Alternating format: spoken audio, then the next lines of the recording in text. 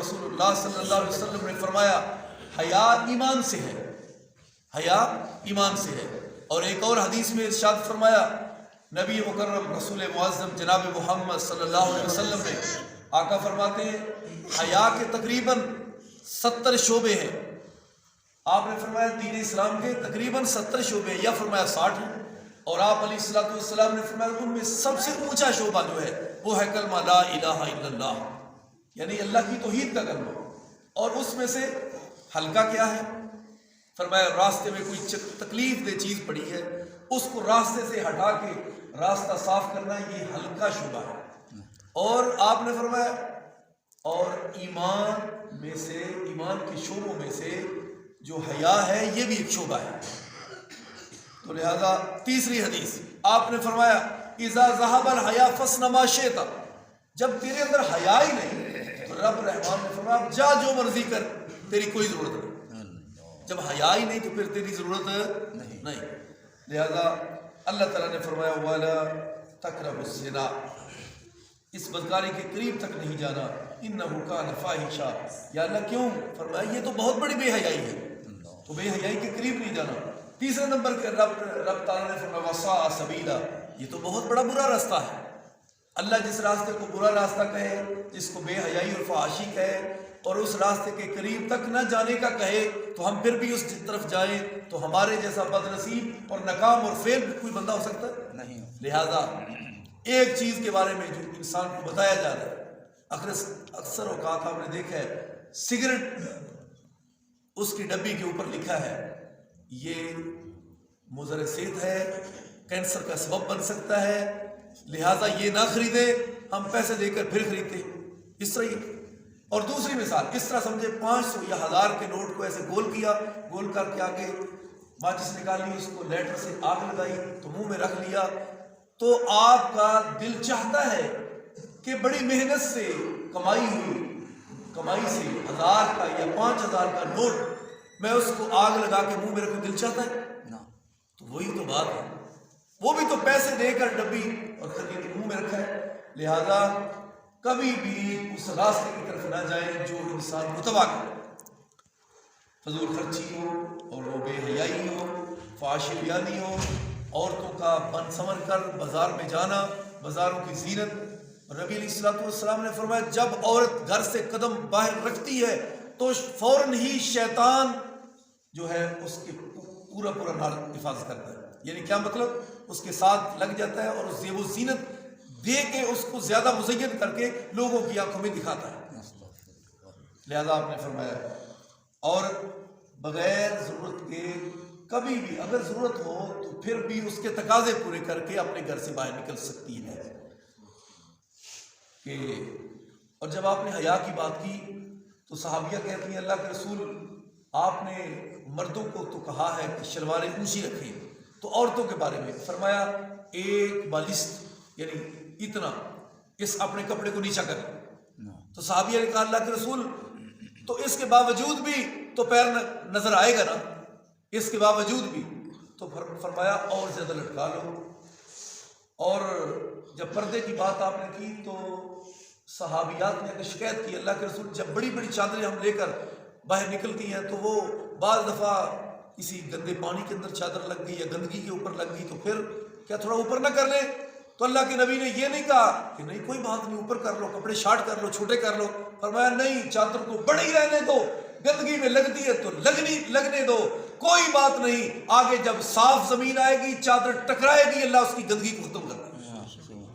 اللہ کے نبی نے تو اس وقت اس جگہ تک اس نوبت تک تمہاری حفاظت کی ہے امت کے لوگوں، امت کی جوان لڑکیوں، عورتوں، بیٹیوں، اللہ کے نبی نے تمہاری اس قدر حفاظت کی، تم بھی خود بھی اپنی عزت کا خیال نہ رکھو تو تمہاری مرضی۔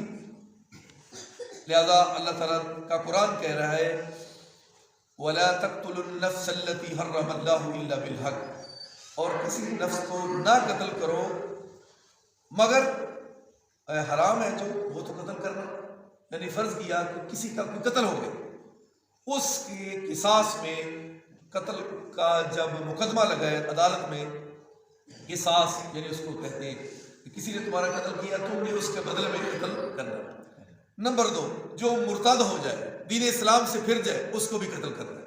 نمبر 3، شادی شدہ ہو کر بھی بدکاری کرے اس کو بھی قتل کرنا ہے۔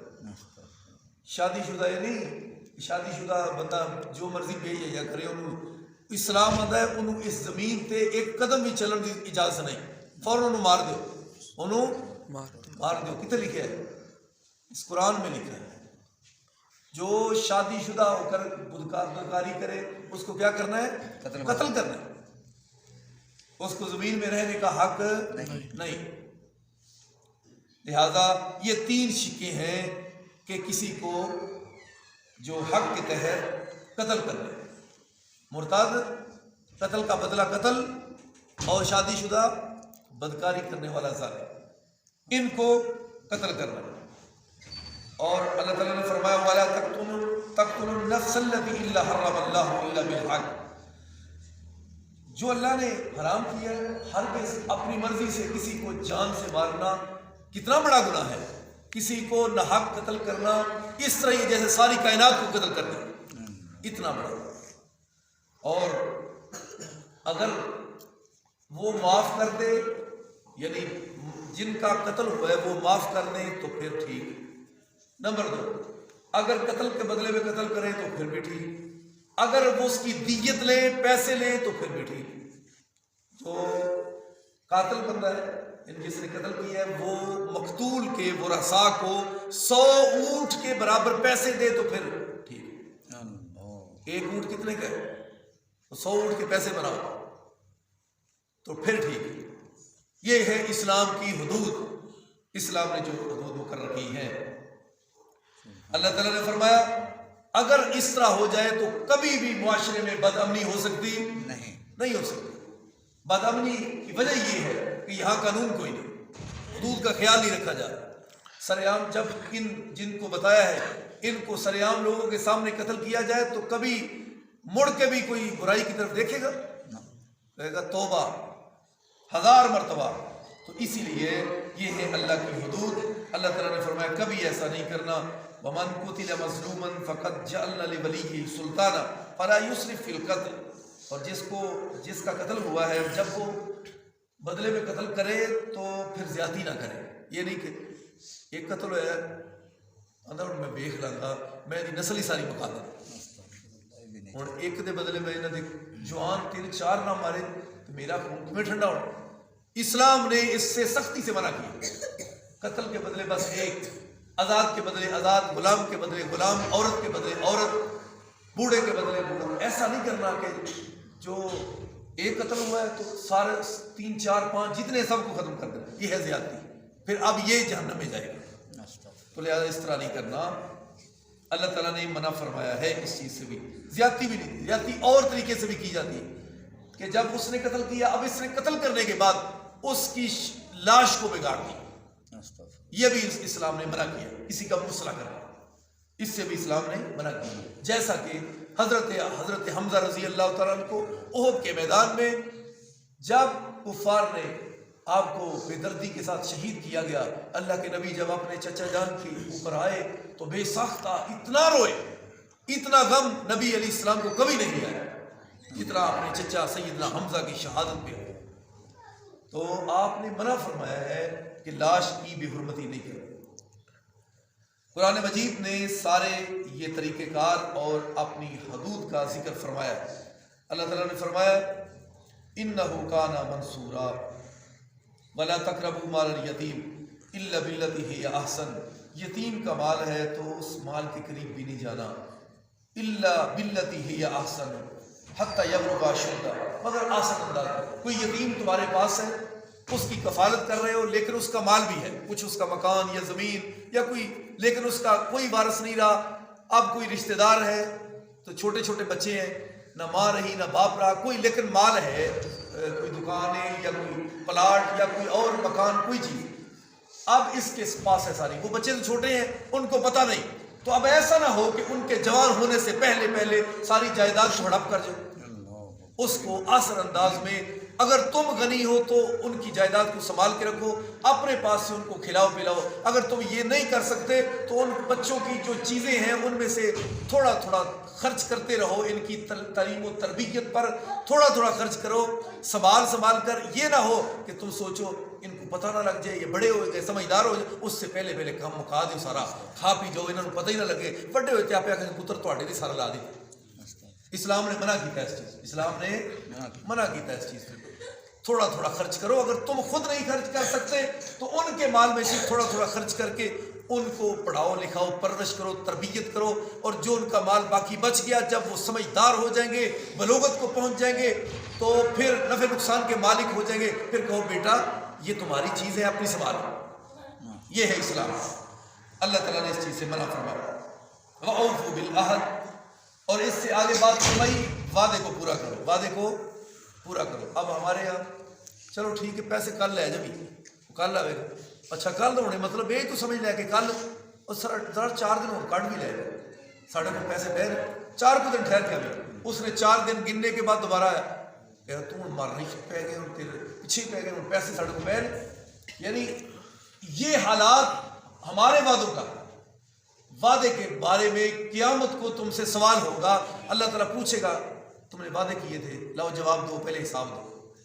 لہذا جب تمہارے پاس ٹائم ہو تو وہ ٹائم کنفرم کر کے بتاؤ اور ساتھ کہو انشاءاللہ۔